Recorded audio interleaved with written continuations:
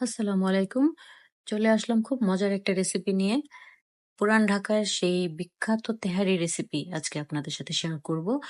একদম এক্সাক্টলি বাবুর্চিরা যেভাবে রান্না করে সেই রেসিপিটা আপনাদের সাথে শেয়ার করতে যাচ্ছি। তেহারির জন্য ১ম এ মাংসটা রেডি করে নেব। এজন্য প্যানে তেল গরম করে ১ম এ পেঁয়াজ দিয়েছি। পেঁয়াজটা লাল করে ভেজে নেওয়া হয়ে গেলে এর মধ্যে গোটা মসলাগুলো দিয়েছি।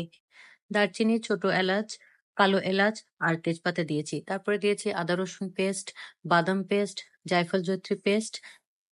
এগুলো সবকিছু দেওয়া হয়ে গেলে একটু ভালো করে মিশিয়ে নিয়ে তারপরে এর সাথে দিয়েছি ধনিয়ার গুঁড়া আর মরিচের গুঁড়া।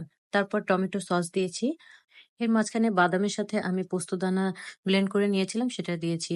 তেহারি বা বিরিয়ানি রান্নাতে অবশ্যই পোস্তদানার পেস্টটা দিতে হয়। এরপর মাংসটা কিছুক্ষণ কষিয়ে নিয়ে এর সাথে টক দই দিয়েছি। টক দইটা দিয়ে ভালো করে মিশিয়ে নিয়ে আবার কিছুক্ষণ কষিয়ে নিয়েছি মাংসটা। মাংসটা এখানে ভালো করে কষিয়ে নিতে হবে। এরপর এর সাথে দিয়েছি তেহারি মসলা। তেহারি মসলাটা কিন্তু আমি ঘরে তৈরি করেছি। অন্য একটা ভিডিওতে আপনাদের সাথে অবশ্যই শেয়ার করব কিভাবে আমি ঘরে তেহারি মসলা রেডি করে রাখি। এরপরে মাংসটা সিদ্ধ হয়ে আসলে এর সাথে আমি কাঁচামরিচ এড করেছি। মাংসটা দেখেই বুঝতে পারছেন অলমোস্ট হয়ে গিয়েছে। তারপর এর সাথে ঘি দিয়েছি। ঘিটা কিন্তু অবশ্যই আপনাকে দিতে হবে। মাংসটা রান্না হয়ে তেল উঠে আসলে পোলাওয়ের চাল আগে থেকে ঝরিয়ে রেখেছিলাম সেটা দিয়ে এখন মাংসের সাথে খুব ভালোভাবে কষিয়ে নেব। চালটা কষানো হয়ে গেলে এর মধ্যে আমি পানি দিয়েছি। পানিটা এখানে কিন্তু খুব ইম্পোর্টেন্ট একটা ফ্যাক্টর। পোলাওর চাল যতটুকু নিতে হয় তার ডাবল পানি নিতে হয়। এটা অবশ্য সবাই জানে। আর এখানে আমি ১ কাপ দুধ ইউজ করেছি। আর পানি যখন দিয়েছি ১ কাপ পানি কম দিয়েছি।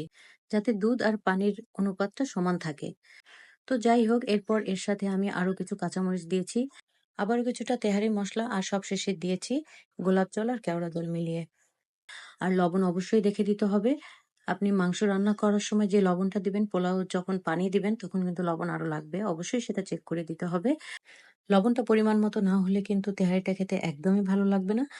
সবকিছু দেওয়া শেষ হয়ে গেলে ঢেকে চুলাটা একদম বাড়িয়ে দিতে হবে।